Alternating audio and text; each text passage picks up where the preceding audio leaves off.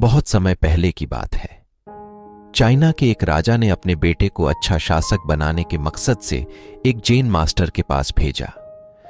Jain master ने कुछ दिन अपने साथ रखने के बाद युवराज को 1 साल के लिए जंगल में अकेले रहने के लिए भेज दिया। जब युवराज लौटे तो मास्टर ने पूछा, बताओ तुमने जंगल में क्या सुना?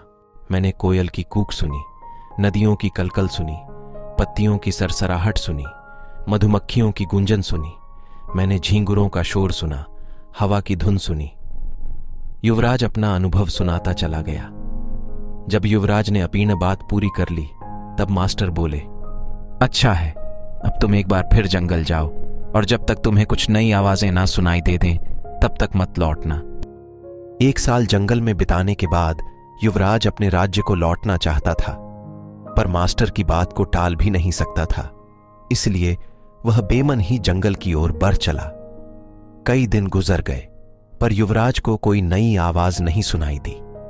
वह परेशान हो उठा। उसने निश्चय किया कि अब वह हर आवाज को बड़े ध्यान से सुनेगा। फिर एक सुबह उसे कुछ अनजानी सी आवाजें हल्की हल्की सुनाई देने लगी। इस घटना के कुछ दिनों बाद वह जैन मास्टर के पास वापस लौटा और बोला, पहले थी मुझे वही ध्वनियां सुनाई दी जो पहले देती थीं, लेकिन एक दिन जब मैंने बहुत ध्यान से सुनना शुरू किया तो मुझे वो सुनाई देने लगा जो पहले कभी नहीं सुनाई दिया था। मुझे कलियों के खिलने की आवाज सुनाई देने लगी।